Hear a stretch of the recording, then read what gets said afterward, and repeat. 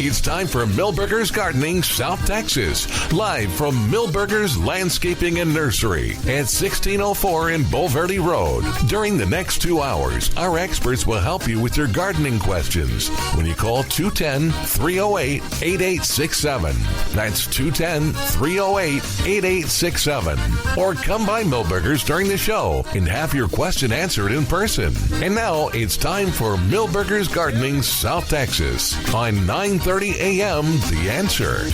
And welcome to Milberger's Gardening, South Texas on 9:30 a.m. The Answer. Mark Peterson, Dr. Calvin Finch is all plugged in now, so he's ready.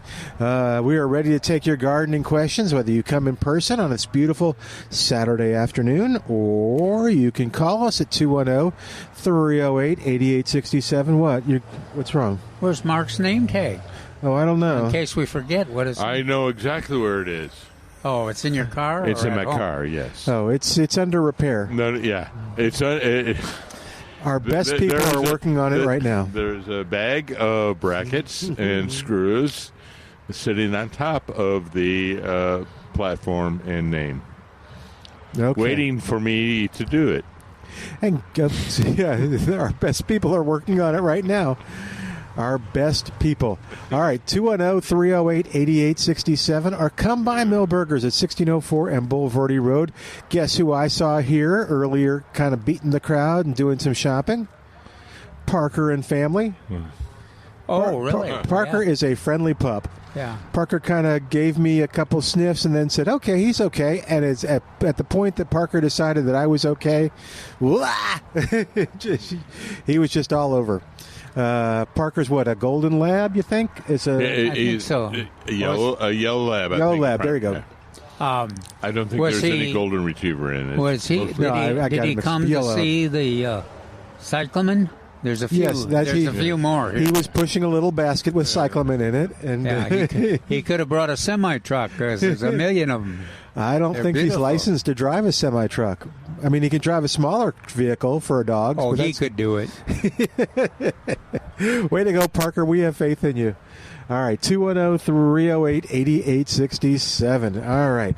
Let's see. Okay, sorry about that, Al. So let's see. What else is going on in the gardening world today? Yeah, we got plenty of cyclamen in all different colors. And it's, in fact, now it's kind of, they're a little more highlighted. So white and red and the purplish pink. Am I missing any colors? Well, are you seeing that this is these are not dominated by two colors? These are dominated by two colors. Yes, and those two colors would be deep red and white. Yes, and actually kind of a deep white. And then there's some kind of my purple. A few of my purples there. Actually, 2 tables full. It's surprising that they're still there. Yeah. Due to Calvin's proclivity of purple. Right now, the little mischievous elf in his mind is going, we might need some more cyclamen. I don't know, Calvin. Why don't you get a couple more dozen on the way home? I'm saving the space that I got open for my primula, but these look so good, and the primula's not here yet. I'm hard-pressed not to fill the space with those beautiful cyclamen. Theoretically, they're on sale. It should be here soon. Oh, really? Yeah. Did you hear a report like Theoretically. that? Oh. Okay. Because I didn't hear a real optimistic report. No, it wasn't optimistic. It was? Oh, okay. I got my name in on the list, so they're supposed to call me. That's good. I called 210-497-3760 and told them, hey, call me when they come in. And Mark, we don't have to. If Milton is on the list, we don't have to worry about the running out of whatever he's... No, I just buy one. Yeah, 1 or 2 primulas will be... 2? What?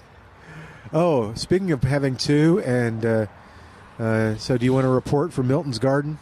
Yes. Yeah. Okay. Let's hear it. So we always need some humor. What's the fragrant one? That's the stock, right? Oh, gosh. Alyssum stock. And I don't have the Alyssum. They're over there together. Today. Well, so the stock I bought here and put in that container, which you suggested, kind of that round, man, it's going great. It loved the cold weather. and it's fragrant. You walk by it, it's like, what is that? Oh yeah, that's what that is. Well, I think you're right. I was just thinking the same thing in my garden. The stock is performing, I think, best of all the flowers. It's just spectacular. Cut flowers, and then that fragrance is unbelievable. Yeah, it really is very, very nice, and they look beautiful. Oh, they're bushing out. And, intense purple flowers. Well, I got the purple, and interestingly enough, I got to check it out. The purple flowered plant looks like it has some white flowers coming in on it. I don't remember. I only remember planting 2, and now I've got 3 colors. Now, on the stocks, they're traditionally the wholesalers, or at least the wholesalers we deal with, traditionally have more than one color. Yeah. Plant. The plant has more than one color. Yeah. Okay, good. That's doing what it's supposed to. I mean, they're not on the same plant, but in the same container, especially when you're getting, like we do here at Milberger's, those 4-inch containers. So there may be multiple plants in your container. Yeah, likely. Original. Oh. So maybe something else. I got you. Okay, I thought the plant was somehow multicolored, just one plant multicolored. Yeah. But yeah, okay, that's possible too. So that's doing well. That's really a joy. We brought everything in last weekend and really didn't need to. No. But yeah, we brought stuff in. It was good training. Good. Yes, it was good training. It was lifeboat training. Actually, you're not too far off, because what we did was put down the tarp part. So it's all ready for the next time we have to bring in stuff. We just bring it in and set it down. That's exactly the way you should be prepared. Thank you. That just makes it much less demanding. And yeah. You got a better chance of being successful too. And you tell me how yours are doing if you're getting. So remember, I had all these green tomatoes. Yeah. I've now got. I had 2. Actually, I have 4. 2 different plants, 2 each. I now have on one that was just lingering and not doing anything. I now have 1 green and 1 pink. Are they just are BHN 968s? No. These are big ones. Medium size. Well, they're medium. They didn't get that big. Well, that's good. They're a little bit like tennis ball size. A little smaller. I did a racquetball. My calendar article for December, I mentioned that it looks like we might have a good chance of some of those large tomatoes that have been slow to mature. We might make it because they're putting some good size on it. They're not showing any color change yet. So you think they like the little cooler weather too? Oh gosh, yeah. Okay. Yeah, and then the leaves all get wider, and they're more productive, more efficient. The nutrients they can incorporate them into the plants. So let's see, we've got tycoons, heat masters, celebrities. My favorite fish, red snapper. Red snapper's doing real well too. Thunderbird. Did you mention that one? I actually didn't mention that, but that is one. The other one? Okay. We had some here for a long time, so that's why I possibly thought that. So if you've got those, large tomatoes, large varieties, especially those the ones that are heat setters and semi-determinate. You got some real hope that they're going to mature, because we got 2 weeks left in November, and it doesn't look like we've got any cold weather forecast. So we'll probably have enough size that we can harvest most of them, whenever the really cold weather shows up in December. Yeah, it's interesting because I kept thinking, oh man, it's the middle of November. It should be different. And so I checked out last year at this time, and the high last year was 80 degrees, and the low was 46. Really? Yeah. Same. So not too different. No. And now the peppers are taking it on the chin. Are they? Yeah. Yeah, they don't look good. The little pomegranate I have is got beat up, and then I have a question. It may be too late, but maybe you can tell me kind of what to do to salvage it if possible. But it's doing better. The pineapple, I guess I have to protect that, right? Yes. Okay. Yeah. But it looks it's great. not overly sensitive, but I'll take a picture of it for you. It looks great. I haven't seen a lot of snow in Maui in a long time. So okay. I would say yes. I will protect it because it's actually, just as a plant, it's beautiful. But I got to wait like another 2 years before I get anything. So I had a okay, here was the process. I got the Pride of Barbados, the little pods, and one busted open. And I took it and I wrapped it in I know you think this is too much. I wrapped it in a paper towel, and it sprouted a little bit on the bottom. It got some stuff, and so taking your advice, I put it in some different pots and stuff. Well, one of them kind of popped up, and it was doing great, and then I kind of forgot about it. It kind of seemed to dry out. Now it's still there. It's still kind of fighting, but it's dry green. Should I trim it? Should I do nothing but keep watering and hope for the best? What do I do? Or is it gone? Pride of Barbados? Yeah. Doesn't sound too optimistic. I mean, consistency. Okay. It's your child. Well, you forgot to change the diaper. I did. Okay. Yes, I did for a few days. And it's in a small enough pot that it was not wetting itself. Oh. If you know what if I could try to use your metaphor. So who knows? It could sustain itself, but once the embryo is broached and the cotyledons come out and the primary root comes down, if those dry up, it's not too good. Okay. So is it going to, if it's going to come back, is it going to come back from the root, or are the leaves that I've got, the little sprout that's maybe about 3 inches tall, is it going to... Any green on it? Yeah. Oh, gosh, yeah. Well, the green is dried up, so should I cut that and just hope from this comes back from the... I don't think I'd cut anything. Just let it be? Just let it be. Okay.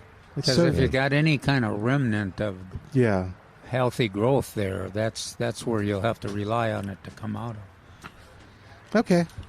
Just like when you're vegetatively reproducing plants, as long as you got some green, some of the plant that's still alive, then you got to, and the longer that it survives, the more of a chance you have that it's going to finally sprout. Okay, I'll keep trying. I'll just let it. We have it in the house now. It's in the window, so that was on that same line. My Whopper begonias that I redid vegetatively, and then also the ones I transplanted to make room for the cyclamen and primula. Mm-hmm. They're really doing well. Of course, they love this weather too, and hopefully I can keep them alive through the winter, and then I'll have them for next spring. Well, it's a beautiful sunny day here at Millburgers. We encourage you to come on out and just visit with us. There's lots more people. That sun brings out the gardeners. So we have a lot more people here. You want to talk a little bit, that woman that came up and asked you a question prior to the show, would that translate well, do you think, the one that was asking about it was a little soil erosion and stuff? Yeah, it was a little it would have been better if we had a picture and some more information. Oh, yeah. And that's the kind of a question you want to spend an hour exploring. But the issue was that erosion. Yeah. And they had a real varied soil, lots of slopes and dried. And she said caliche and... Yeah, dried stream beds and things. And she was trying to figure out some plants she could use to stop the erosion. And we talked a lot about the lantanas, especially the new gold, and then talked too about the spreading lantana, the lavender, because we were worried about the new gold not doing any really protection in the wintertime. They're not a cold weather lantana, but with the spreading lantana or the lavender lantana, does a pretty fair job of this kind of weather to grow indefinitely. Nice cool nights. It would really like it. You know what, the plant that they have had great luck with, and I never think of it as a pollution, as an erosion control plant, but blue plumbago. Yeah, they. But I guess it's a versatile plant for everything. It's beautiful, and it's another attractive pollinator. Lovely, yeah. And it gets out of control. It will stay with foliage all winter. It's not overly sensitive to cold, but it can. If we get a few freezes, it can freeze back to the ground, but it generally it comes back. doesn't get killed. No, it comes back like it's angry. Yeah. Yes. Karen Guz, my former director, she used to call it her mistake. That because it grew out of bounds and all over the place, and like you said, comes back angry sometimes. But Laura, we had some in the back in a bed, and Laura trimmed it up and said, I'm going to keep some of the things and just do a little bit of the bed in the front. There is no little bit of a bed with blue plumbago. Not anymore. And all she did was stick them in the ground, and they came back, and it's very versatile. Yeah, but Purple Heart and blue plumbago are two very versatile, strong plants. You think the Purple Heart would have been good for erosion? Yeah. Okay. Yeah. Now, it wasn't because she was talking, I think she wanted blooming. But, Purple Heart blooms. Yeah, it has a little purple blooms, Yeah, pink flower. Purple, Might be worth an experiment. Okay. Yeah. If she's listening. Can put up with shade and sun? Yep, mine do. Yeah. So I think you could get sun and shade with both of those plants. Okay. In those locales, and if they were steep. The plumbago does well in sun or shade. Yeah, cool. Okay. So I think both of those are good suggestions. There you go. Well, you mentioned the Purple Heart with something else, and it's like, wait a minute. Yeah, ours is doing real well. And again, that's all we did was cut it from the back and bring it to the front, and the front's going gangbusters.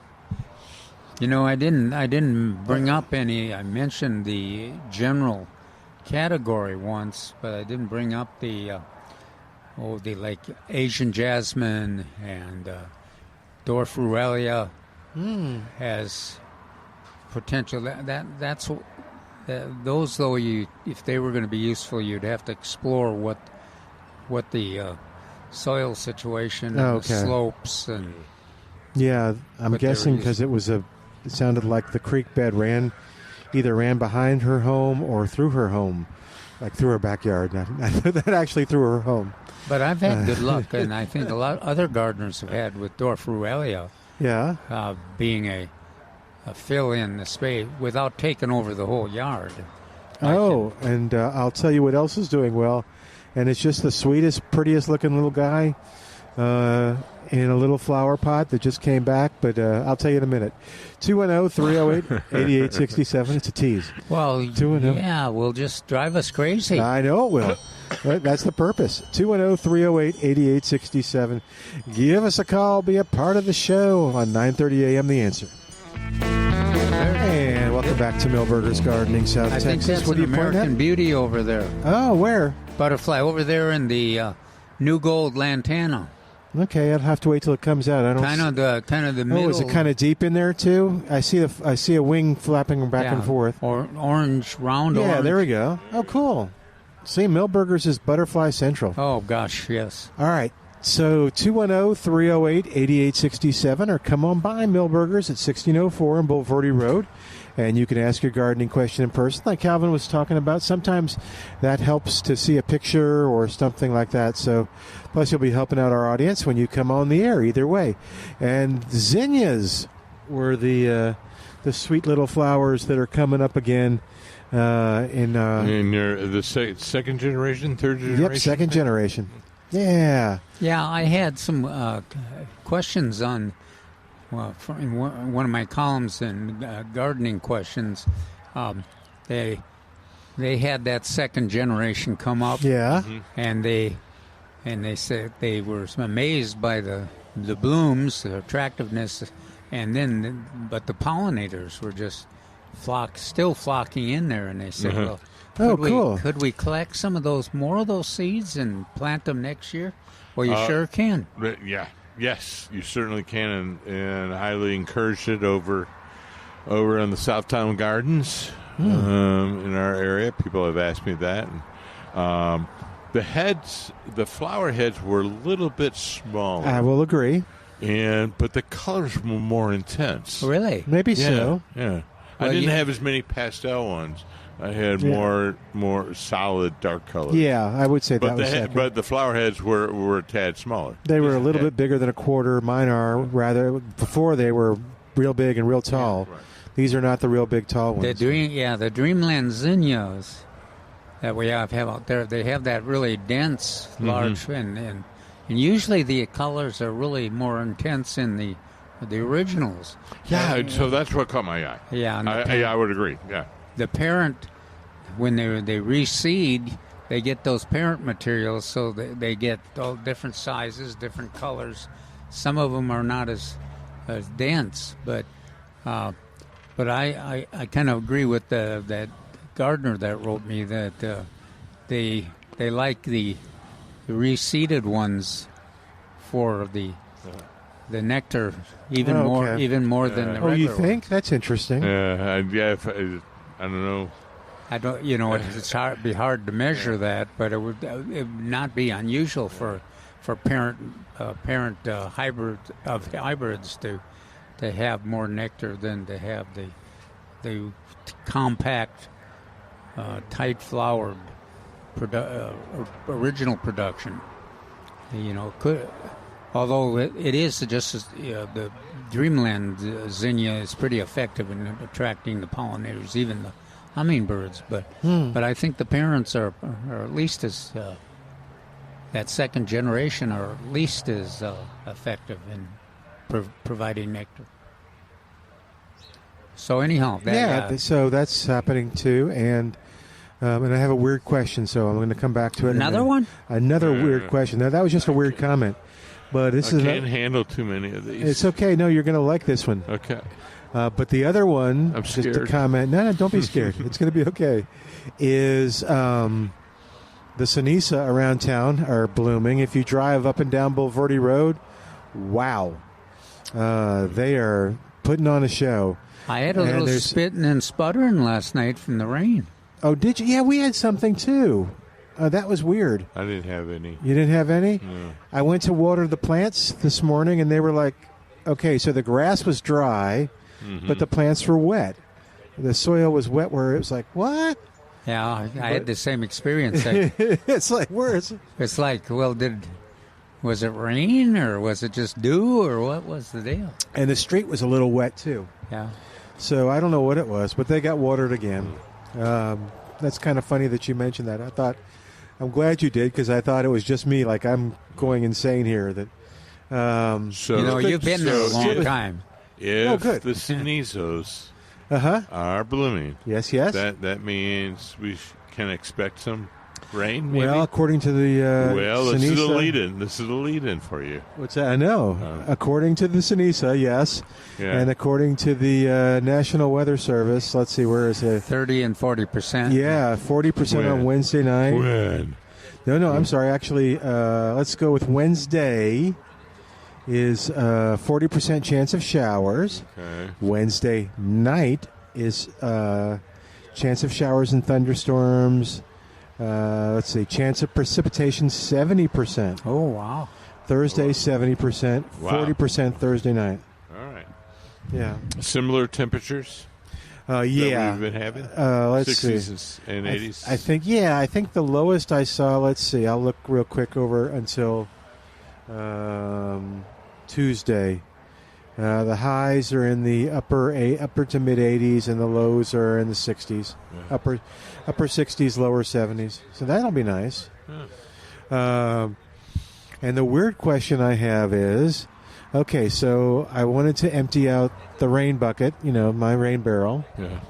And so I just put the hose to it, and I put it in a bed and then I forgot about it. So all the rain water went into that one bed. Uh-huh. So I just had this thought. This is my weird and crazy thought. If I had attached a soaker hose to the rain barrel, could I have gotten more coverage, like if I put that out in the yard? Because otherwise, if you put it out in the yard, you just get the big flood into one place. Yeah. So originally, or what you did was hook a hose on and go to a certain bed area. Yeah. And approximately how big? Where the 8x8 or? Oh no, like 4x8 maybe. Okay. So if we took the soaker hose and attach it to the hose that you had, Okay. and put it out, yes, you'd be able to soak a larger area. However, it would not be even. The water would be the same amount too. Right. Yeah, same amount. And because the soaker hose is not evenly distributed when it lets the water flow. So some places are going to get a whole lot, some places are going to get a whole more. Okay. Of course, when you got talking about a 4x8, there's not. Oh, I that was going to put it in the ground. Yeah. Not the ground. So, put it on the yard. But in general, it would. You could do a larger area. However, it would not be that much bigger. Well, the other thing is I can just set my watch. Because it's a small amount of water. Yeah. I can just set my watch and move the hose every 10 minutes or 5 minutes. The one, not the soaker hose, the one that's just pouring it out. But that doesn't help the plants if you could spit too, and that's not a lot of water. So, so maybe it's better a little old-fashioned sprinkler, a little metal one that would pop up and just spread it out. But I don't have anything to. Of course, you don't have any. You do have a certain amount of head pressure because you did raise it above the ground, like I taught you.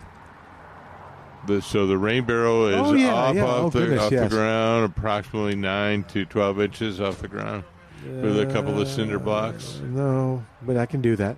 We have cinder blocks or bricks. I can do some bricks. Okay, if I do the it has a little pressure, then so the sprinkler would work with that. That's cool. All right. Yeah, not my favorite three-armed revolving one, but maybe an old one that just sprinkles up. Okay, I'll try that. Yeah, it's so I think pretty much all our water is gone from that. Although we have there was that big rain, we got some extra stuff too. Then that is also identifies the main problem with rain barrels and cisterns and rainwater harvesting. Yes, it's a small amount, and it's gone. Yeah, and if you have erratic rainfall like we do here, you can't rely on it. No, but I like it, and it's cool, and it actually helps us because the place we have it gets lots of rain off the roof, and otherwise it just kind of just goes and fills up a little area. So now we have a little lake in front. But no, we don't have the lake if we use the rain barrel. We save the water, and we. Yeah. So anyway, okay, I'm going to try the different things. I'll see if I can't raise it. That'll solve a couple other problems too. All right. 210-308-8867. 210-308-8867. Yes, sir. You're looking at me. Well, just I was thinking of. I suspect a lot of gardeners out there are started to harvest their vegetables. Oh, I bet you're right. Especially the foliage plants. The kale and Kale, Swiss chard, and spinach and lettuce. Not spinach. No, you Well, spinach and lettuce, maybe who's got that growing? well, I guess yeah. we got No. You're right. Who's got it to completion? It's probably growing in the garden, but not ready for harvest. Producing. But the kale, the mustard, Swiss, Chinese cabbage is really growing. Yeah. So, But, we have some. So, If you want to, take advantage of those vegetables, you need to harvest a portion of them every once in a while, maybe 1/3 of them a week, and that's pretty sustainable, and you can start using them in your recipes, and it'd be interesting to hear what some of the recipes are that folks are that using would be them cool. on. I don't remember ever using mustard greens. So they got a little bitter taste, don't they? Oh. yes. Yeah. Some people like that because if you boil spinach or collards or anything, they lose a little bit of the taste, and so that mustard greens provide a little taste to it, a little edge to it. Kale too could do that. Yeah. But all of those are ready for action. Now I haven't seen any broccoli heads or cauliflower heads. I've seen some Brussels sprouts are starting to form on the stems, so it won't be long before they'll be producing. But we expect our first broccoli to usually be harvestable by Thanksgiving, and then cauliflower shortly after that, and then Brussels sprouts shortly after that. So that'll be good. We'll have to check and see if we still have the Crawford reseeding lettuce packets here. And when is the time to do those seeds? Is it? Well, I thought the time was 6 weeks ago. But, oh, whoops. Okay. But I haven't had anything sprout. Oh, okay. I think 1st of November was a good time for us. First, okay. Well, then I'll just do it. They'll be half late. The weather was warm. Yeah, for a very long time. It was wonky, and not so much even the days. It was the nights were not cool enough. Okay. Now we got consistent 60s. That's why I asked you the morning temperature. Oh, the weather. Okay. So that we're 60s, low 60s, which is just perfect. Yeah, mid 60s or so. Yeah, good. Okay. And we still could get some reports. The radishes and the rutabagas are really producing, but I really haven't had much. I got a few beets coming up, a few carrots now coming up, and actually the English peas have done pretty well, and the sweet peas in the flower garden have done pretty well. But I always hold my breath on them because they are a little bit temperamental, and you don't want to feel bad if you have to reseed them, because that's quite common in the San Antonio summer, because they don't like, or in the winter they don't like the hot weather that's too hot, and they don't like weather that's too cold. All right, 210-308-8867. We're up against a break, so we'll do that real quick. In the meantime, call us and tell us what's going on in your gardening world today. 210-308-8867. Or come on by Millburgers at 1604 on Boulevardy Road. There's so much beauty in front of us. A lot of it lantana. Boy, the lantanas are gorgeous. Yes, sir. And there's our butterfly again. Where? This is American Beauty? Yeah, right over there. Okay, I'll look forward during the break. Back in a moment after this on 9:30 a.m., The Answer.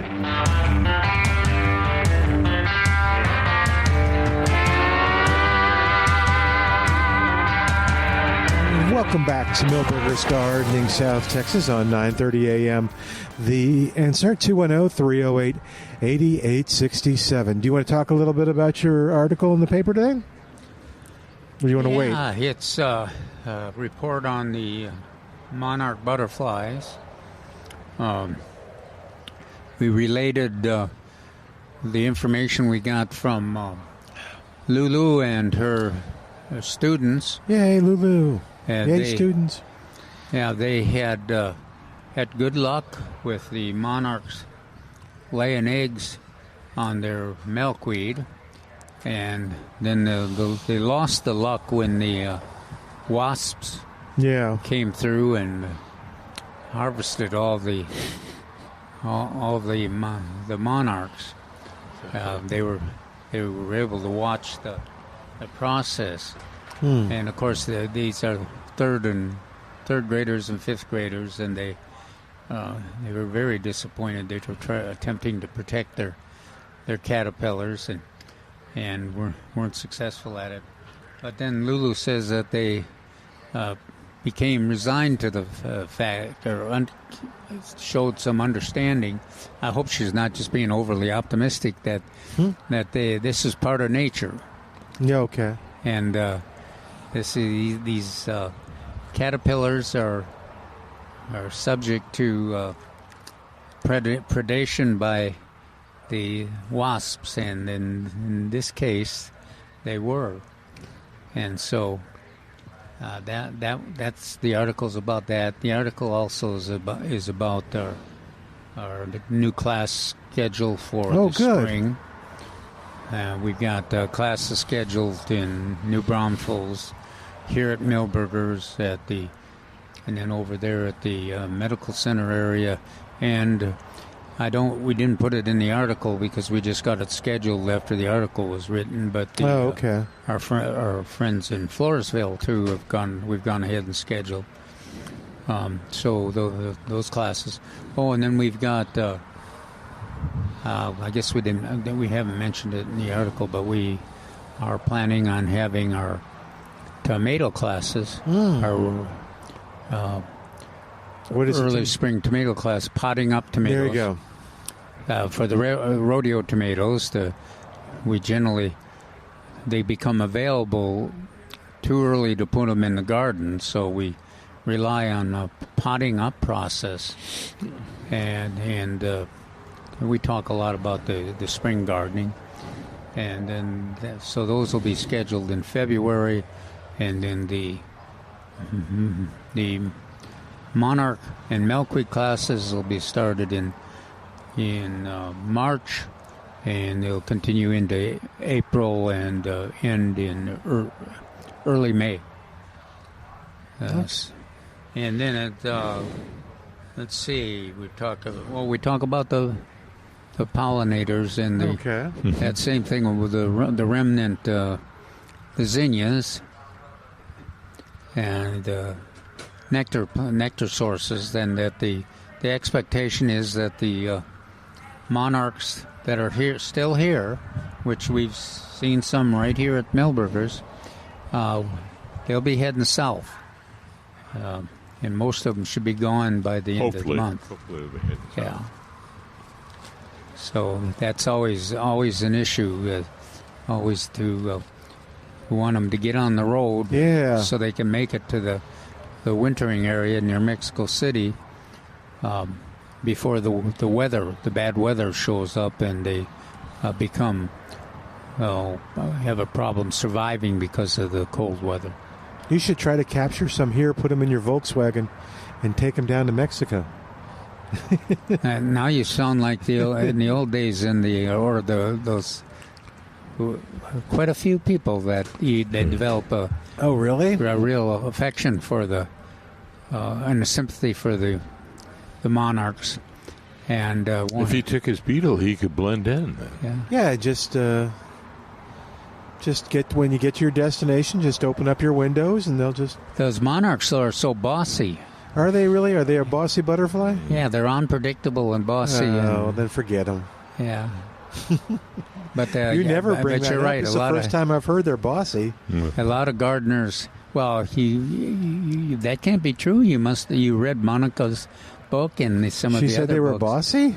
They were unpredictable. Okay, unpredictable. And the researchers made predictions as to the behavior that they'd follow and when when they'd migrate and lay their eggs, and they just don't do it. Chose not to. Oh. Obstinate. And There they- you go. That's a better word. Yeah, okay. And they always it's always difficult for researchers to determine why are they making this decision? What is it based on? Why are they migrating early this year or later this year? And why are they giving a lot of attention to tropical milkweed, but ignoring some of the native milkweeds? A lot of issues like that. But we're talking about giving attendees to the classes. We're talking about giving them a seedling in growth, like we generally do. Also, I think we're gonna go ahead and give each attendee that's willing to tackle it some seeds. Yeah, that'll be cool. So that so we can see if we can improve the percentage of germination and reduce the loss on the transplanting. No, that'll be good. And that, I think you've solved a little bit of a road bump or a speed bump in the process of your kind of research by doing the seeds. We'll see. Yeah, I hope so. Yeah. That was a suggestion by someone, I think you said. Oh yeah, the wholesale seed suppliers. Oh, okay. So I think you mentioned it, but maybe we'll mention it again. So the monarchs, I probably should not see as many as I did a month or so ago. But what else will I see? You've mentioned what was the one we just saw over there in the land? Red Admiral. It's still there. Yep. Yeah. It's just going. Is that a Red Admiral? You think you see it in the yellow? Oh right? yeah, it's over there at the Yeah. yeah. And well, here in San Antonio, we have butterflies 12 months out of the year. Right. You won't see the queens and you won't see the monarchs in the wintertime, but a lot of the other butterfly selections, some of the swallowtails even will reappear. Not nearly as many butterflies in the wintertime as in the summer, but they are here. There's some hidden away and in the bark and in between cracks in buildings, and it's just it's a great place for not only butterfly observation but also for bird watching. So what birds are out and about now? Well, we got the migrants coming through. Grackles. Yeah, we got plenty of grackles here. If you love grackles, you want to head on over to Millburgers. But we've got the birds from the north that are moving south into the Caribbean, into the Amazon, and we've some of the finches and lots of other species. Oh, and our hummingbirds. Yeah. Although we haven't gotten any. I think we had one gardener say they saw one hummingbird, but most gardeners have not seen much action from the hummingbirds this year, surprisingly, because I always, when I get asked should they remove their sugar water feeders, I say, well, just give them a few more weeks and see if we don't get some action. Okay. And which ones? Which hummingbirds?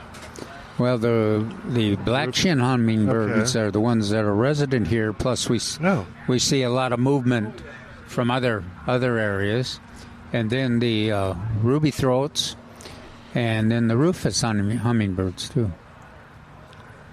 Now we haven't seen a lot of hummingbirds here at the nursery. Not lately, for Not sure. lately, no. And normally we do, we've got the plants that they would like, I think. Oh yeah. Yeah. All righty, 210-308-8867, 210-308-8867. What else, gentlemen? What else should we... is it too late to winterize? I'm guessing yes. I don't know. Winterize. The lawn. Yeah, I think we're past that. Yeah, Okay. I think that's probably not the most efficient point. But it's not too late to get the wildflower seeds Oh, spread. good point. And you had mentioned broccoli and spinach and Brussels sprouts, cauliflower. Mm-hmm. So those need to be protected with DP, Dipel or BT. Okay. Dr. Pepper? No. My dyslexia kicked in. It's And so because the loopers are very aggressive, even this time of year. Now, Calvin just mentioned butterflies. There's moths that hang around. We're getting a lot of moths at our house. Loopers. Oh, is that what that is? Yeah. Yeah. They are a moth, cabbage looper. Oh, I didn't know that. No, wait a minute. No, they're butterfly, right? I think they're butterfly. They're a white or a sulfur. Yeah, but we got about a quarter-sized butterfly that's hanging around our house. We put him outside. He keeps coming back in. I don't know if it's a he or a she, but you get the idea. But yeah, we take him back outside, and pretty much next day he's there. We think it's the same one. I don't know. It may not be. One of the great plants that we have here at Milberger's on sale are the pansies and violas. Mm-hmm. And they're low-growing plants, and so you may also want to protect them from slugs and snails. And there's a product, Sluggo, that it's an organic slug and snail bait that it was pretty effective. But there's a lot of choices. Though the one that really requires protection from slugs and snails is the plumeria. Primula. I'm sorry, Primula. Oh, okay. But of course we haven't seen it yet. But it is if you in the pentas, if you got pentas, you probably have had to apply a slug and snail bait. Say when they arrive, Milton, just stop by the old Sluggo and Sluggo Plus aisle. Okay. And pick some up as well. Okay. Oh, look at there, guys. What do you see? I see a big. No, I see a big. Someone's a big load of red. Yeah, someone's. I bet they're gifts, or do you think that's a yard thing? Gosh, I don't know. But he looks like he's going to get a lot. He's serious. He's putting you to shame. You need to get out there and get some more. He's humiliating you. All right, 210-308-8867, 210-308-8867, or outside of San Antonio, toll free. It's 866-308-8867. And tell us what's going on in your gardening world. Give us some reports on the veggies that you got going, like the leaf lettuce or the leaf veggies or some things like that, or if you got a real good simple recipe. I still have to make James's recipe for the... oh, you haven't done it yet? I haven't done it yet. I got the ingredients last Saturday, but I still haven't done it yet, so maybe I'll do that this afternoon. Yeah, and I would like to hear some reports on the root crops, too. If anybody that's had good luck with the carrots coming up and the beets. Mark's favorite, the beets? No, Mark loves them. Well, as soon as you get some... Bring a couple of Mark up here. Yeah. You'll see a happy man. That's not true. That's not true. No, it's not.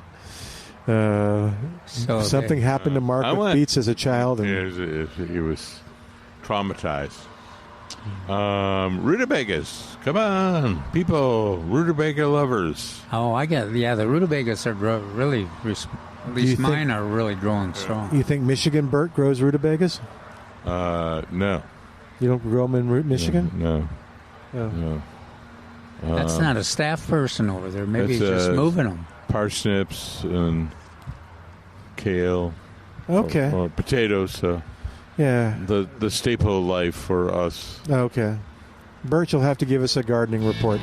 All right, we'll take a quick break and come back in a moment. You're listening to Milberger's Gardening South Texas on a beautiful South Texas day with just a few clouds in the sky. We're here at Milberger's at 1604 on Boulevardy Road, and want you to come on by and visit with us or give us a call at 210-308-8867. Milton Glueck with Dr. Calvin Finch, Mark Peterson, and maybe your calls right after this on 9:30 a.m. This is The Answer. We're back with Milberger's Gardening South Texas, live from Milberger's Landscaping and Nursery at 1604 in Bulverde Road. Come out to visit or call us at 210-308-8867. That's 210-308-8867. And now back to Milberger's Gardening South Texas on 930 AM The Answer. And welcome back to Milberger's Gardening South Texas on 930 AM. The Answer, 210-308-8867, 210-308-8867.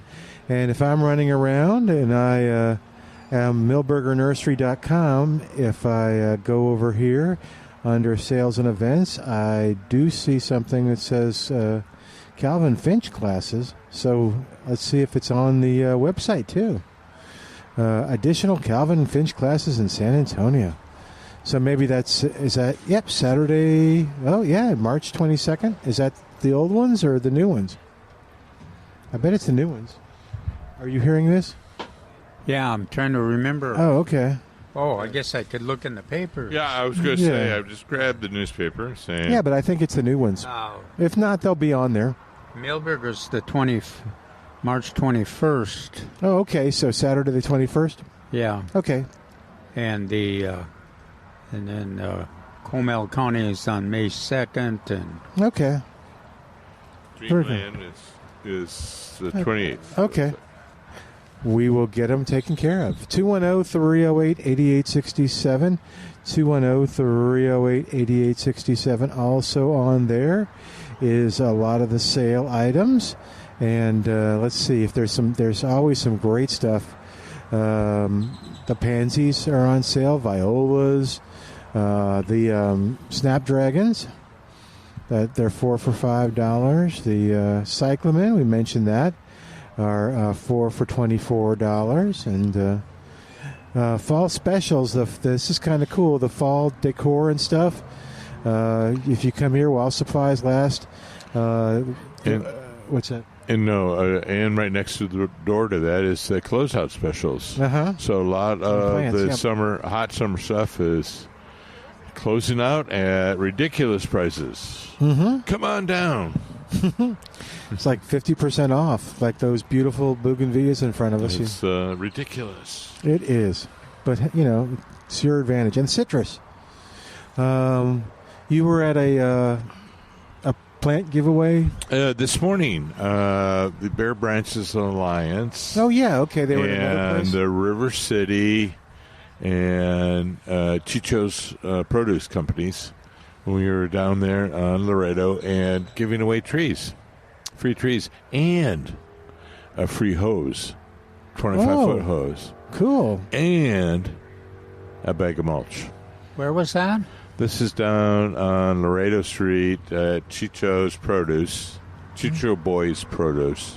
So are you able to gather any information? You mentioned a lot of different trees, but are you able to tell, which one were the most popular? Or no, not at this time, but there were a lot of inquiries. Let's just base it on the inquiries. Okay. So we had rough leaf dogwood, which you don't often see. Okay. And it's the only dogwood we can grow in our area here. So a lot of people are attracted to that. There are also a lot were attracted to the Mexican buckeye, which is a good flowering tree. Very useful, very versatile, can be in a lot of spots. And then there were a desert willow. And what is that? Calvin had That's it on Mexican buckeye. Oh, cool. No, that's cool. He had it right in his pocket. Yeah. Almost like Santa Claus. He just pulled it out. Then they had desert willow. Mm-hmm. But I don't know if it was a Bubba. And then what else do they have? Possum Hall. Deciduous holly. Now, people ask, will they have berries? And I said, I don't know. Oh, okay. There's always a 50-50 chance, pretty much. One would be male, one would be female. But as I told someone, my mother taught me never to determine which one is which. Oh, okay. To look under the leaves and determine. What do you do with a buckeye in your pocket? Actually, it was I brought those seeds and the pods in so that Mark could identify it for me. Oh, okay. Because one of my Hey there. one of my neighbors has one, wanted to know what it was. In fact, they were unhappy with it. They thought it was a little not neat enough. I kind of like it. Yeah.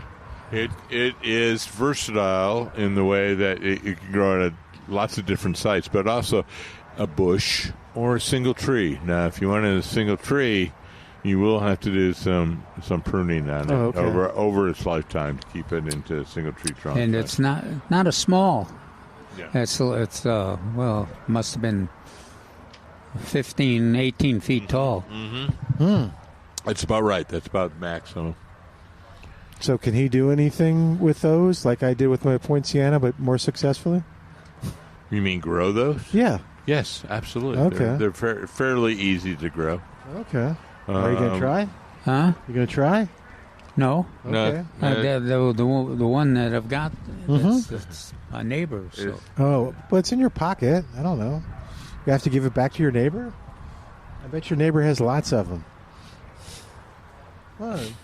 I don't know. Does he want those seeds? No. I didn't know. Do you really want them, Milton? Are you really saying, No. Look at Calvin is giving them to you right now? I don't know what to do with them. And there it is, three.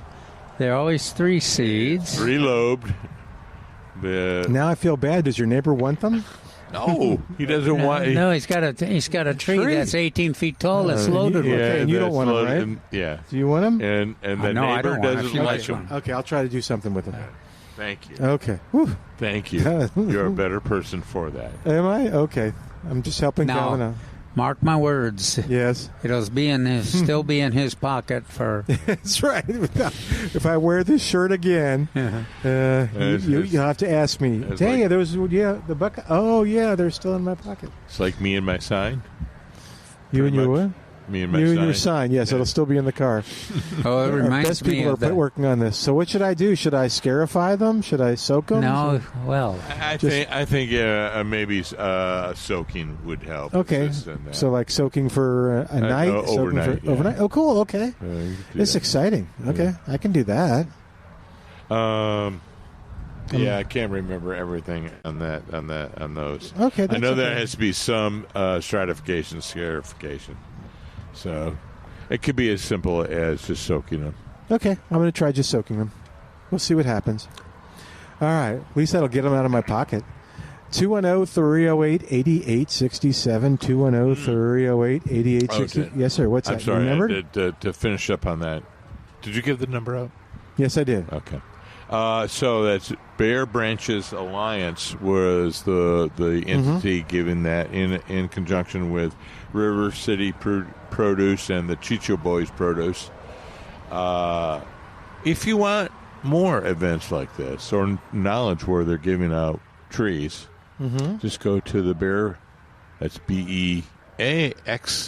All right.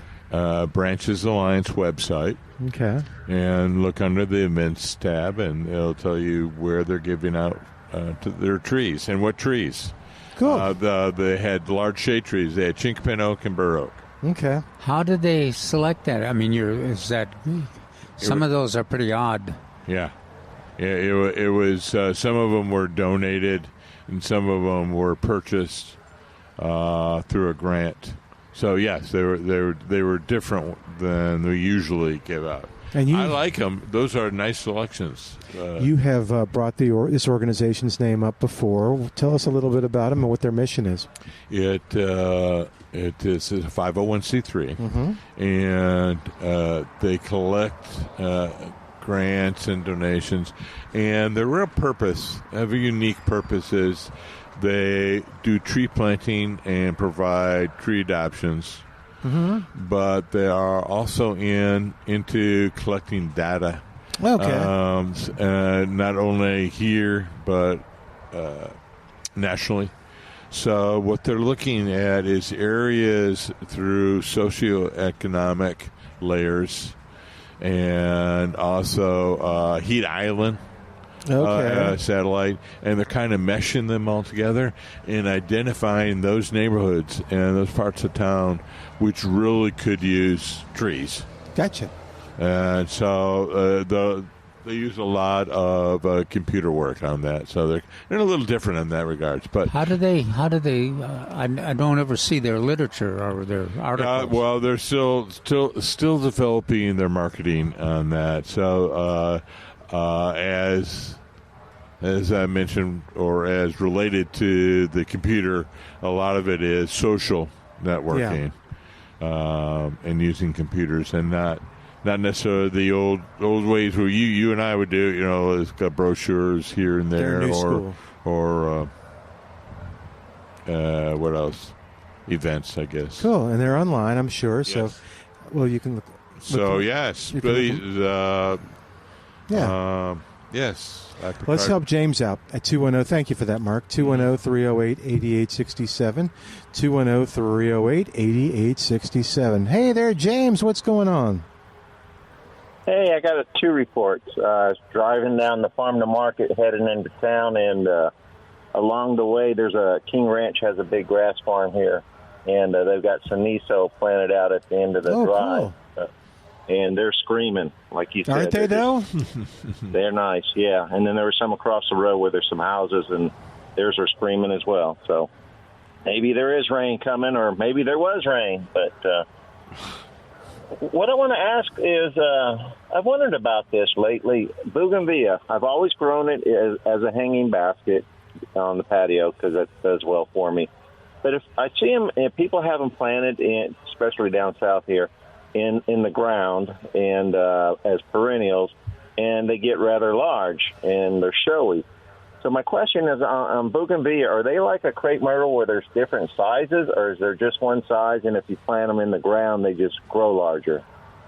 I know that might be a dumb question, but I want to put one in the ground. Is there a certain variety that grows larger than the ones grown in the hanging basket? I don't. Certainly not in the same league as crepe myrtle. There's probably a little bit of variation between the varieties, but I always when I hear that question, I always say, how do you keep it alive if you're growing it in the ground here in Central Texas, or even South Texas? They're tough to keep alive. But you see them. Yeah. Well, in my neighborhood, some folks have them in the ground and they're large, and I'm thinking of this one house at the end of my street, on the next street over. I think they even survived that snow, that 9-degree or 6-degree or whatever we had. Uh-huh. They came back. Yeah. Did they cover them or anything? I don't know that, Calvin. I don't recall. They may have.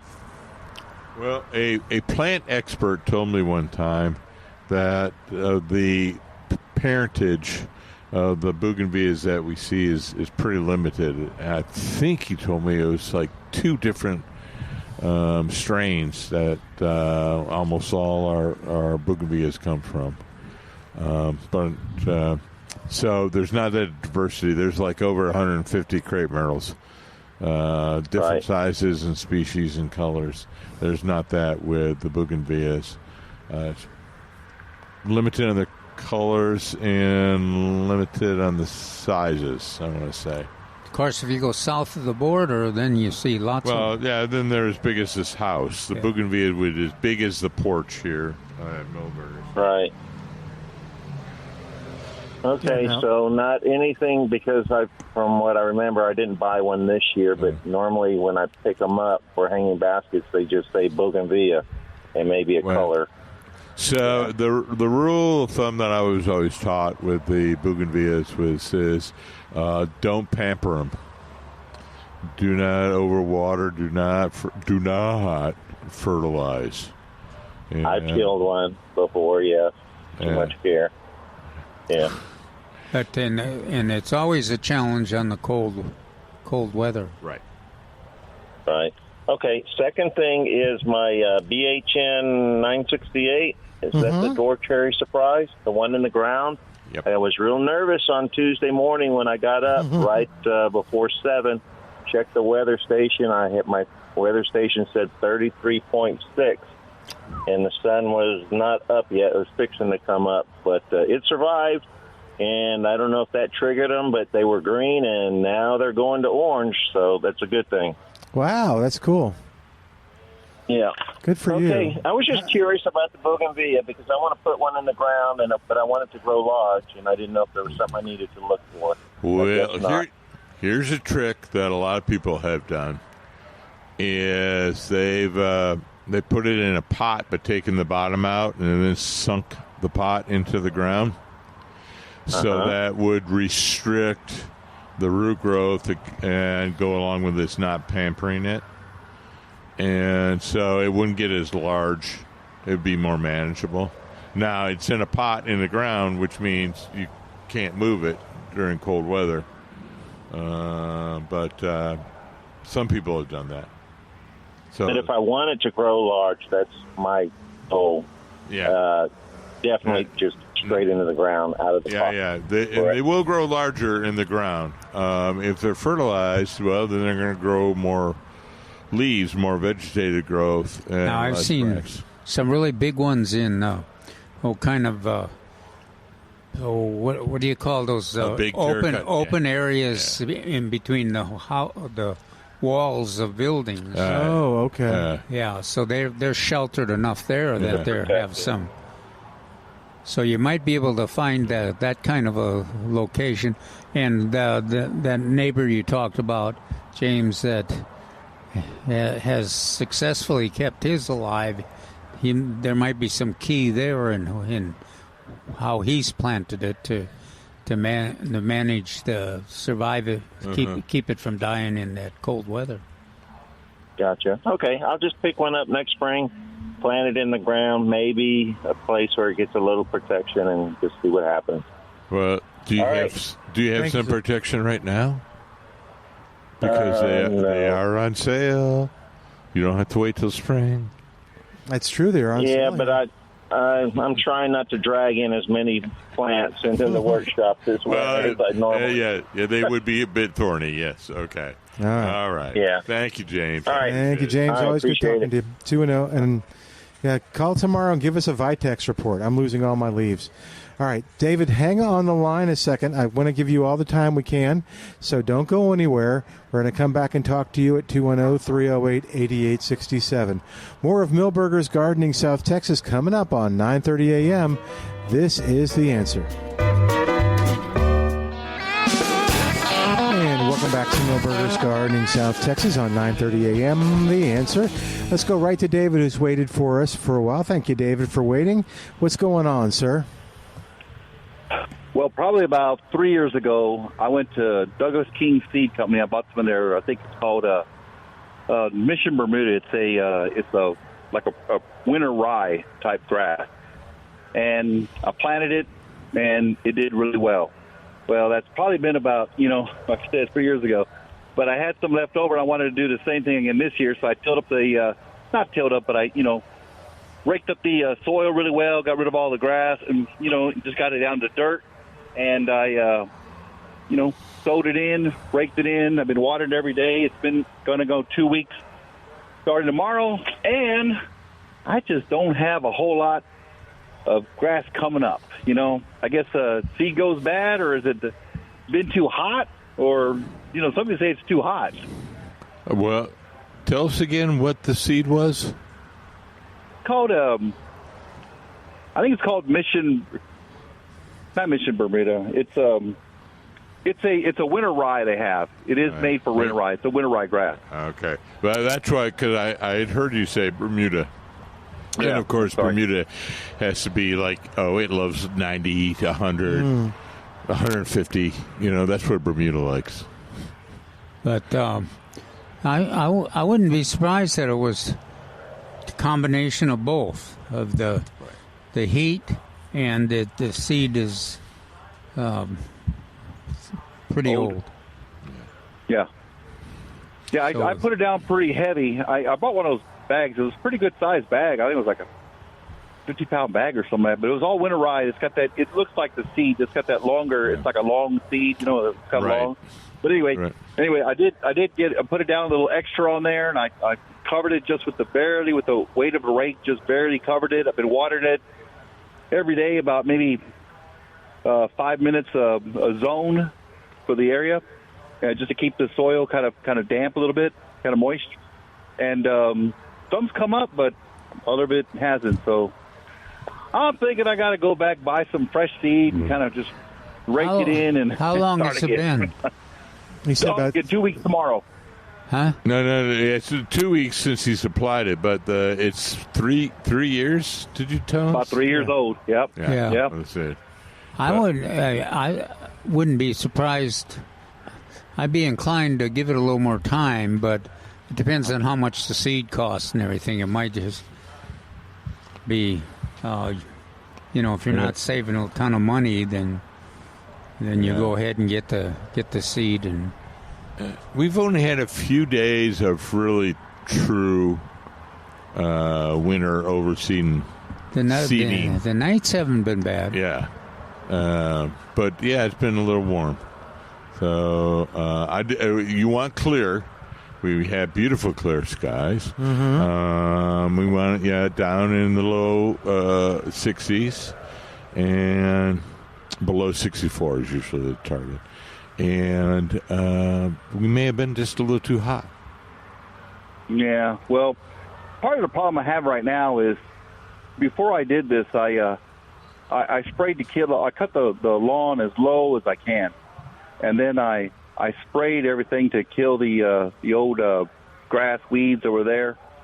And then when that all died, I took my weed and I just kind of went over the surface to get everything out as low as I can. Then I got my dethatcher rake and I raked everything, up real well, got all the bulk old grass out, got all nice and soft, and leveled it off. And then I put the seed down, and I raked it in, and it's nice and it's nice and level, and it's doing well. But the problem right now is, I wanted this grass to germinate to choke out some of the weeds that are going to come up, those noxious weed seeds that just automatically come up. Well, they're starting to sprout up a little bit, and this grass is not sprouting well. So I'm thinking those areas I might have to respray it to kill it, and then to wait a week, and then kind of work the soil up again and put new seed down. Mm-hmm. Yeah, you're gonna. You've got a competition there. So, and the winter weeds, I'm surprised that the winter weeds haven't moved in there so far. Well, he says that's what I'm saying. They're starting to. Yeah, so you always a conundrum there. We always encourage everybody to use a pre-emergent. Well, if you use a pre-emergent on seed, on growing winter rye. Yeah, exactly. So that's the conundrum. You can't do both. So, I understand what I understand the process. Like a broadleaf. I'm afraid if I use like a broadleaf weed killer, the young grass may be too young to take it. And it might kill it. Yeah. Well, now the nice thing is a broadleaf weed killer. It's not going to affect the grass. It's only affecting the broadleaf weeds, the 2,4-D, and it only is killing weeds. It's not killing grass. So well, look at the. It might be worthwhile to wait one more week at least because we got some good rain coming and some good temperatures. So, let's wait one more week. Well, I kind of like the idea of getting the seed down before the rain, but if we get a lot of rain, it's going to wash the seed away. Do you still have any seed left? Mm-hmm. No, I thought. I've got it. I'll give it a little bit left. Yeah, I got a bit left. Let's use a little bit on that. Yeah, just use up the seed. Yeah. All right. Well, good luck. Can it get too cold to put winter rye? No. Okay. That was pretty emphatic. No. You have to get snow on the ground frozen. Okay. Alrighty. Thank you. Yeah, thank you. Bye. All right, 210-308-8867, 210-308-8867, the number to call. I'm trying to remember the name of the man in the plant he was trying to propagate. Remember last week we had someone that was trying to do from cuttings, and you were recommending the pencil size and stuff like that. Oh yeah. What plant was that? Do you remember?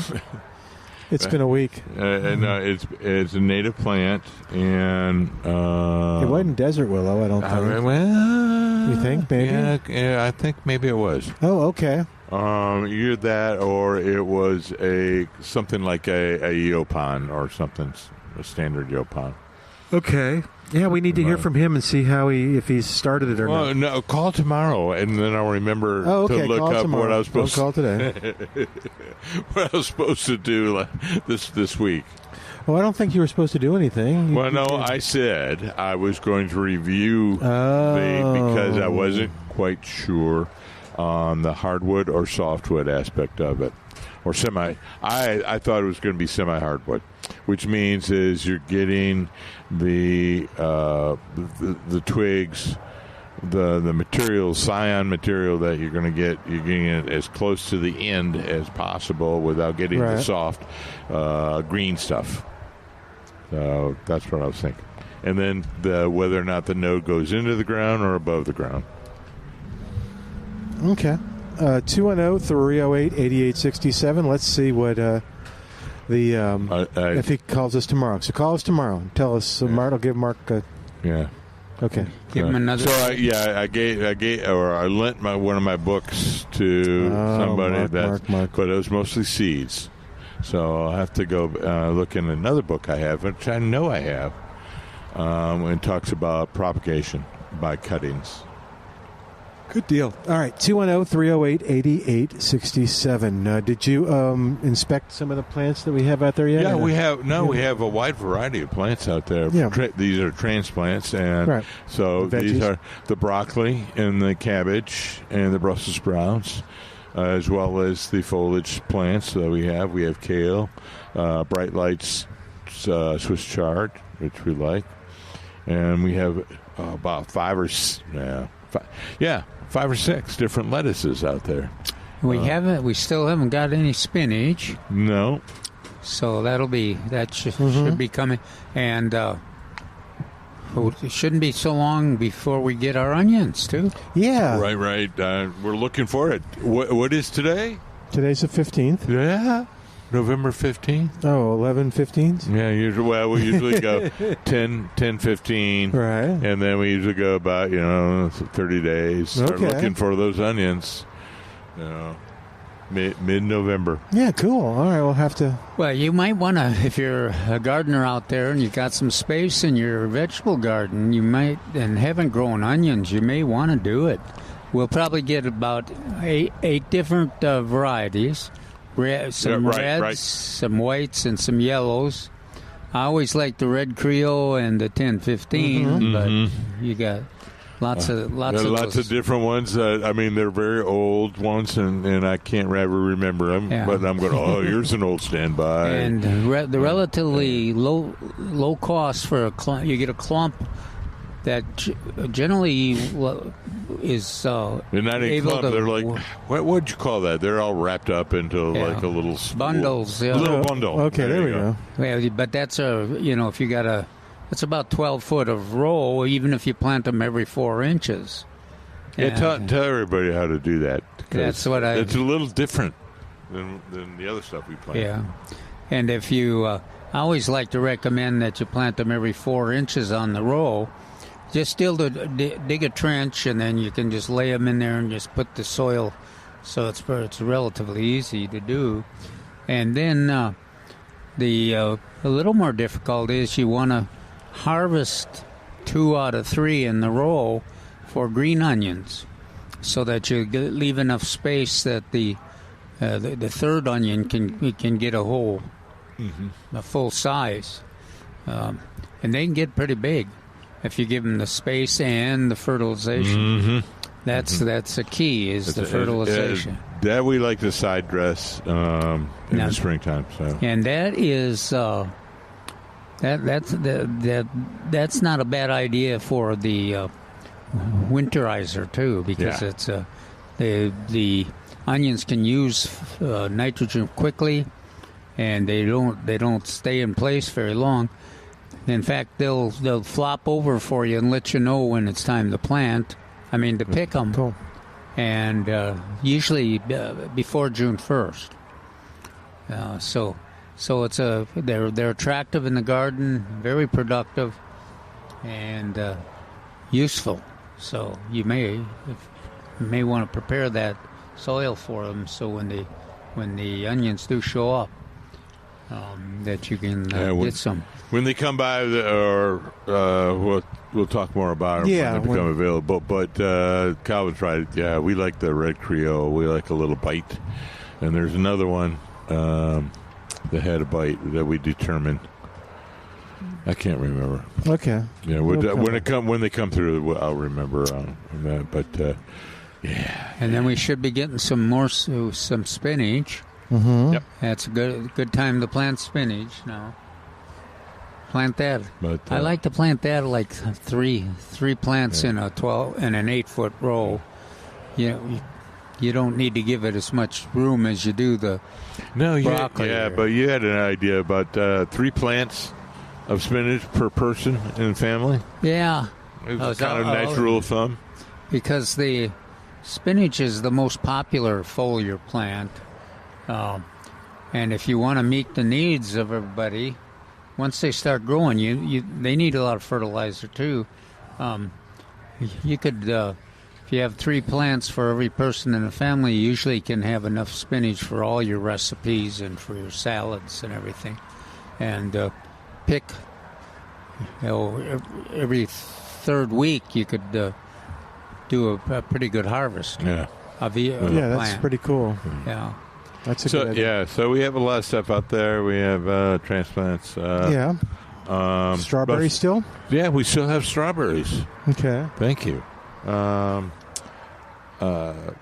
But like I mentioned earlier, if you purchase a lot of the broccoli, cauliflower, Brussels sprouts, always remember to have your BT, Bacillus thuringiensis, on hand, because the cabbage loopers will be finding you.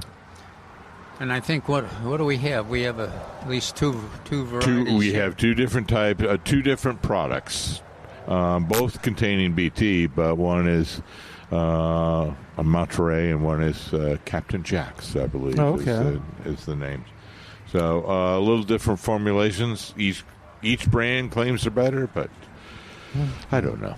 Okay. And we also have a powder, Dipel, the old-fashioned Dipel powder here. Yeah, I don't usually use a powder anymore, but Dipel has always been pretty effective. Thuricide is one you'll see out there in the market, too. As well. So liquids and powders. We use the liquid now more often, but to always remember the shelf life is very short, and application interval is important because the BT will degrade in ultraviolet light, and so you want to make sure you get on a regular basis applying that, and you want to make sure it's underneath the leaves as well, because they have to ingest it, but sometimes they're hiding out underneath there. Now, what, Mark, we talked about this before, but what do you recommend to use if you got plants that are pretty upright? Some of those we're talking about grow fast and leaves are up there, and you want the BT product to linger on the leaf. You don't want it to run right off. Right. So we have a spreader sticker, and that's also available. We have that here. Sometimes in these new products, they'll have that included. And what that's doing is it's an emulsifier to spread the product along the leaf and then hold it there, make it adhere to the leaf. Because this BT is not the same as most insecticides. The BT, the caterpillars, the cabbage loopers have to consume some of the foliage with the BT on it. Mm-hmm. And so you need that that product spread over the foliage, and it's relatively quick. Yeah, it doesn't kill the caterpillars immediately, but they stop feeding pretty quickly, and so that's what you're after. You don't want to give them much time because they can really eat a lot of foliage, Mildew. A lot of broccoli or cabbage leaves. It's pretty cool. It liquefies their entire gut. Yeah. Oh, it's really cool. On that note, go to the fridge and grab yourself something. We're going to take a quick break and come back in a moment. 210-308-8867. 210-308-8867. More of Milberger's Gardening South Texas coming up. Live from Milberger's Landscaping and Nursery, 1604 on Boulevardy Road on 9:30 a.m. The Answer.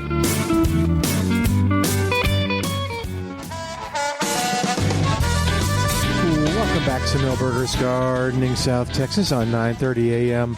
The Answer, 210-308-8867, 210-308-8867. Well, I have another weird question for you, but I want to make sure we've covered everything today that you guys want to talk about. Is there anything else that kind of on your mind going into my weird question? No, I can't wait to hear your weird question. Yeah, we talked. Okay. We talked about pretty much everything this week in the garden. So, fire away, young man. Well, I am going to kind of build on our last caller's question. I've got to clean out our shed, and that means I'm going to find things that probably I bought and had, like the Buckeye seeds, had good intentions of using. And I'm wondering, like, what goes bad, what doesn't go bad. You were kind of mentioning the seeds, and I think they were 3 years old, and that was okay, I think, wasn't it, on the seeds? Well, some kind of seeds, but three is kind of a... Is that pushing it? Yeah, that's kind of an edge. And then BT is a product. Yeah, Mark mentioned that too. That made me think of it. But there's a lot of products that'll last. Herbicides and insecticides and even fertilizers that'll, as long as you don't get moisture in there or leave them open to the air, they'll last a long time. But if there gets moisture, sunlight and moisture are the key problems for a lot of chemicals. Okay. So they're in the shed, so they're okay. But if you have chemicals that you want to throw away, how do I get rid of them? You need to call the city number, and they'll tell you what's available. 311. Okay. And then there may be certain events that they'll take those products off. Oh, okay. So, for instance, Calvin and I's former employer, Saws, used to have these on a quarterly basis, different parts of town where you get in a little line with your car, and they'll take the old chemicals or chemicals or drugs that you are unsure of, and they'll take those off your hands. Okay. I'll have to look for them. I don't guess, does Saws still do that or no? I do not know. Okay. So you'll do some research for tomorrow? And I'm teasing. You don't have to. I'll call and ask. See, I don't have a Saws bill because my landlord pays the water. Oh, okay. All right. 210. You want to share my Saws bill with me? Yeah. No, that's okay. That's so fine. You can feel like you're participating. No. I don't think that's going to work. All right, cool. Well, I will see if I can find out. And if somebody else knows or has some ideas, we'll take your comments to it. 210-308-8867, the number to call. You going to do any gardening when you get home today? Such a pretty day. Gosh, yeah, it's wonderful. What you going to do? Well, I'm kind of waiting. The last plants I bought, snapdragons and... Did you buy the wave petunias too? Yes. Okay. I'm having those in reserve for the summer plants that I expect won't last a long time. Oh! I see. So you have. But I don't want to rush. I don't want to rush the porterweed, and I don't want to rush the pentas, So I've transplanted them into bigger containers. The wave petunias and the petunias, and I had one other thing, I can't remember what it is, but I'm ready for action if we get some cold weather. Okay, and once they kind of die down, you're going to put the other ones in. But you as long as you got that porterweed and zinnias and pentas with even some bloom on there, they're so attractive to the pollinators that you hate to replace them until you have to. What's your whopper begonia situation? My whopper begonia situation is pretty good. I've transplanted them into new containers too, so that I can store them over the winter. I've got them in a shady location, and I'll move them to a heated location. Oh, when it's threatened. Now, on the whopper begonias, they're not overly cold sensitive, so you don't have to have it in like bougainvillea. Okay. You move them in, or some of the others you move them in and leave them in there. But the whoppers, you can just move them in to protect them from the cold for a short period, and then when the cold leaves, then you can move them back out again, just to avoid the freezing temperatures. What do you think that you did right that you weren't doing before, or what do you think? Well, I'll put it differently because it sounds like you made a mistake before and you may not have. What do you think the difference is when you were doing them earlier in the season? I used a clay material more rather than a potting mix, and then I have them in more shade. And I'm giving them more water, and so far I haven't had any that have died completely. That's great. Yeah. So hopefully I'll have. The whoppers are so hard to find nowadays. Yeah. Hopefully I'll have them ready for action next spring. Yeah. How do you? So are you? Are they someplace where you're going to take them in? Yeah, if I'll it gets just too take. cold? That's what I said. That I'll. Oh, okay. You don't have to take them in for all winter, so you could just, when the forecast is for 32 degrees or 31 degrees, you take them in for just that night, and then you can take them back out because they can put up with, and you have them in kind of a sheltered location to begin with anyway. So that'll be. I'm thinking it'll be relatively easy to help them survive the whole winter and be ready for being on display in the spring. Okay. All right. 210-308-8867. 210-308-8867, the number to call to be a part of the show. And let's see.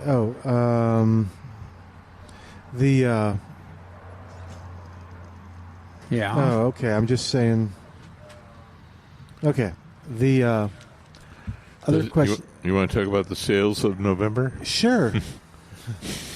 No. I was looking at. Al sent me a message, and it was like, "What?" Okay. Yeah. I understand. Yeah, there's lots of cool stuff on sale. Yeah. I was going to ask you too. Do you know if there are any? Do we have any groups that are getting together this week? Gardening groups?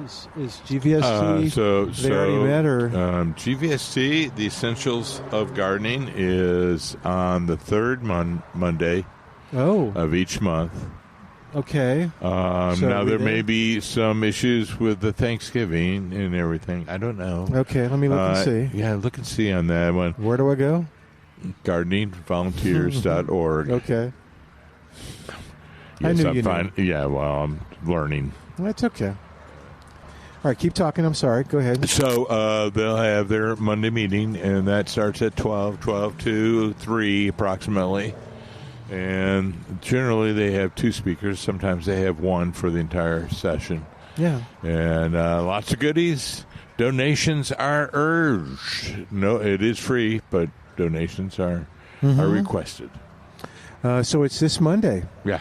It says So I was 17th, thinking, yeah, it was so.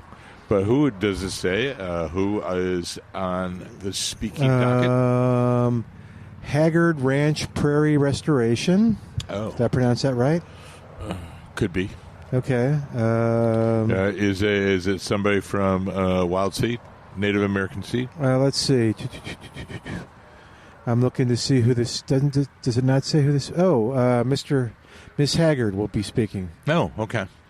But yeah, someone needs to call us and tell us. And I guess she's the only one that's doing the presentation. Okay. So that's what I say. Sometimes it's two, sometimes it's one. That sounds like a wonderful topic. I would be interested in that because I always liked restoration projects. Where's Haggard Ranch? I don't know. Okay, well, that'd probably be a good. If good you topic. go, you'll find out. Yeah. I but- have to do something on Monday, but I can't remember what it is. Oh no! Come on, Mark. You got to go. So it's 11:30 a.m. You're not doing anything then. And it doesn't say anything about the sharpening tools. So No, I think Ron they is took a on break. hiatus for that. Yeah. So anyway, but go to gardeningvolunteers.org, gardeningvolunteers.org, and just to give a plug, Mark, what else might they find there if they go to gardeningvolunteers.org? Oh, they'll find the lovely Go Gardening videos. Oh, they're lovely. They're lovely. There's a couple of them that are exciting for this month. It's Dana, a good friend of ours, lost her neighbor cut down. Neighbor cut down his beautiful tree. Her landscape was totally in the shade, and now it's totally in sun. And so we did a little interview. What are you going to do, and how are you going to do it? And so she has a couple of volunteers that would tolerate now being in full sun, and so she's going to leave those. She's probably not going to plant anything more, but she had all this wonderful Turk's Gap, both tropical and native. So it was a stunning show. And then we also, I did a show with Andrew. Oh, good. The president of the Gardening Volunteers of South Texas.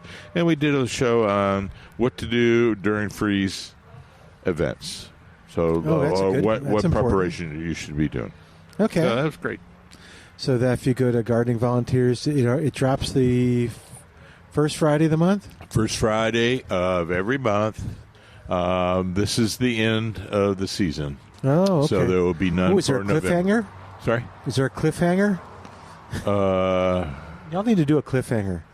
Like maybe. I'm trying to think how I ended both on kind of a little cliffhanger. Oh, okay. Cliffhanger. Kind of like, wait till next year. Just wait until next year. Season 5. Nice. That type of thing. Okay. But yeah, it's at gardeningvolunteers.org, and I guess there'll be one for December. Are you getting... Yeah, right? Did you say that already? No, I said there will not be There one. will not be one for December? I'm sorry. December. The end of the season is the one for that's November. right. You just said that. I'm sorry. Okay, cool. We need to have somebody from GVST tell us about the event that's coming up. But you did, but I mean, Yes, a little bit more about the particulars of Haggard Ranch and restoration and why that particular speaker was selected. Okay, cool. But tomorrow we'll have plenty of time, and they can call us at 210-308-8867. Andrew doesn't return my calls sometimes. Oh, dear. Andrew, come on now. Someone call Andrew. Tell him to call us. All right. We will begin to take a break right now, but... a break or the end of the show? The end of the show, yes. We'll take a long break. It scared me here. I'm sorry. So we'll take a one-day hiatus. Be back here tomorrow at noon at Millburgers at 1604 and Boulevardy Road. On behalf of Calvin and Mark, thanks to Al for doing a great job. I'm Milton Glueck. Thanks for listening, and we'll see you tomorrow on 9:30 a.m. The Answer.